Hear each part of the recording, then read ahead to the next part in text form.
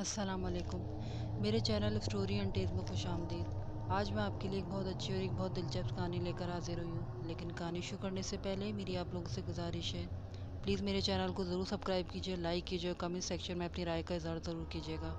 बढ़ते हैं कहानी की तरफ। ये इन दिनों की बात है जब मैं और मेरा बड़ा भाई शाहीन स्टडीज़ के लिए नए नए लंदन पहुँचे थे। जाहिर सी बात है, स्टूडेंट होने के नाते हम लोग रिहाइश के लिए कोई मुनासिब किराए का घर भी ढूंढ रहे थे। किसी ने हमें एक फ़्लैट के बारे में बताया जिसका किराया बहुत कम था। इत्तेफाक से वो फ्लैट मेरे कॉलेज से बहुत ही नज़दीक था, जबकि शाहीन को वो फ्लैट अपने कॉलेज से बहुत दूर पड़ रहा था। इसलिए मजबूरन मुझे इसमें अकेले ही शिफ्ट होना पड़ा, क्योंकि इससे ज़्यादा सस्ता फ्लैट हमें नहीं मिल सकता था। इस फ्लैट की ऑनर एक 80 साल अंग्रेज़ बूढ़ी औरत थी। वो मुझसे बहुत मोहब्बत से मिली, एडवांस वगैरह भी नहीं मांगा। हाँ, अलबत्ता ये वादा ज़रूर किया कि हर माह की पहली तारीख को पाबंदी से किराया मुझे ज़रूर पहुंचाना होगा।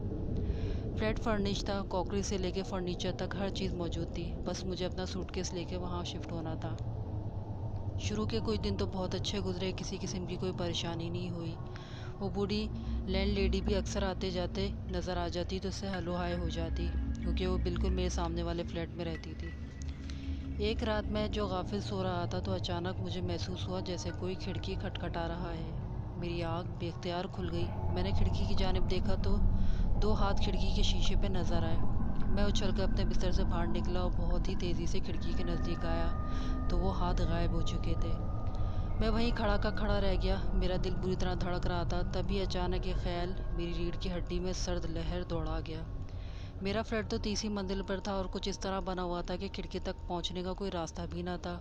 कोई हवा में मोहल्लिक होकर कैसे खिड़की खटखटा सकता था। पसीने से मेरा पूरा जिस्म भीग गया।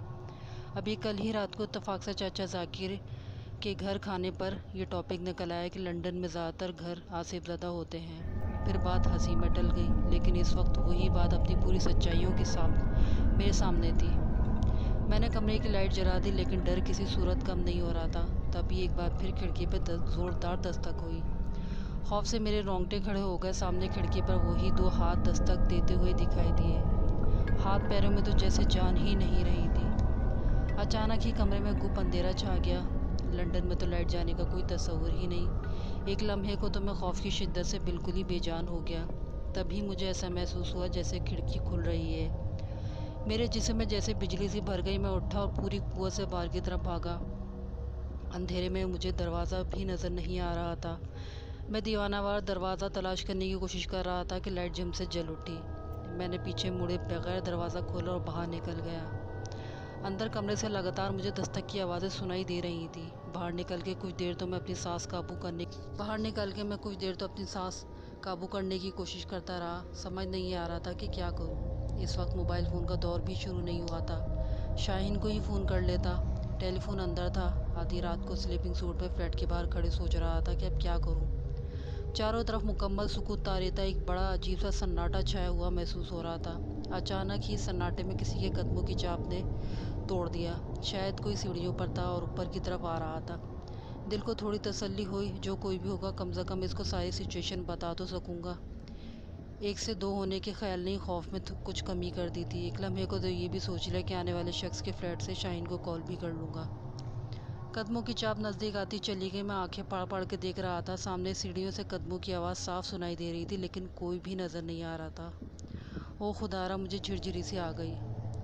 कुछ समझ नहीं आ रहा था कि क्या करूं, कहाँ जाऊं। तभी मैंने कुछ सोचे समझे बगैर सामने वाले फ्लैट का दरवाज़ा, जिसमें मेरी लैंड लेडी रहती थी, बहुत ज़ोर ज़ोर से धड़धड़ाया। लेकिन ये देखकर मैं हैरान रह गया कि मेरे हाथ पड़ते ही वो दरवाज़ा खुल गया।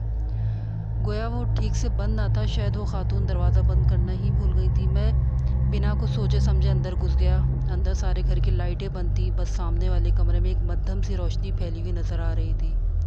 मिसेस रॉबर्ट, मैंने इनके कमरे के नज़दीक जाकर पुकारा, लेकिन कोई जवाब नहीं आया। शायद वो कोई मेडिसिन लेके सोती होंगी, तभी इनकी आंख नहीं खुली। मैंने सोचा एक बार फिर ज़ोर से पुकारा, लेकिन कोई जवाब ना आया। तब मैं झिझकता हुआ इनके कमरे में दाखिल हुआ तो वो सामने ही चेयर पे बैठी हुई मुझे नज़र आई।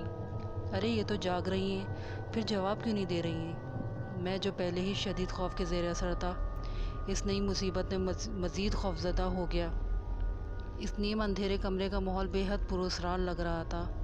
मैं आहिस्ता-आहिस्ता चलता हुआ इनके नज़दीक आ गया। मिसेस रॉबर्ट, मैंने झुककर एक बार फिर इन्हें पुकारा, लेकिन फिर एक लम्हे को तो जैसे मैं शॉक्ड ही रह गया। इनकी खुली हुई बेजान साकित आंखें जैसे मुझे घूर रही थीं। मैं लरस कर दूर पीछे हट गया। ओ खुदाया, ये तो मर चुकी हैं। तभी इनके कमरे की खिड़की पर दस्तक हुई। मैंने घबरा के इस तरफ देखा तो खिड़की पर वही 2 हाथ चिपके हुए नज़र आ रहे थे। मुझे अपनी आंखों के सामने अंधेरा छाता हुआ महसूस होने लगा। तभी अचानक मेरा हाथ अपने गले में झूलते हुए तावीज़ पर पड़ा, जिसमें आयतुल कुर्सी रकम थी। मैंने मजबूती से वो तावीज़ अपने हाथों में थाम लिया और लड़खड़ाते हुए कदमों से फ़ोन की तरफ बढ़ा और पुलिस को फ़ोन करके बस इतना ही बता सका कि यहाँ एक खातून की डेथ हो गई है। फिर इसके बाद मेरा जहन तारीकियों में डूब गया। जब मेरी आँख खुली तो शाहीन मेरे पास था और सुबह की रोशनी चारों तरफ फैल चुकी थी। मिसेस रॉबर्ट की लाश पुलिस उठा के ले जा चुकी थी। इनकी मौत तिब्बी हुई थी, लेकिन मेरा दिल इस बात को मानने के लिए तैयार न था। मुझे पूरा यकीन था कि इनका मरना भी दहशतनाक वाक़ये की एक कड़ी है। आज इस वाक़ये को 20 बरस गुजर चुके हैं। मैंने वो फ्लैट उसी रोज़ छोड़ दिया था, लेकिन आज जब भी वो खौफनाक रात याद आती है तो हर तरफ चारसू खौफ फैल जाता है।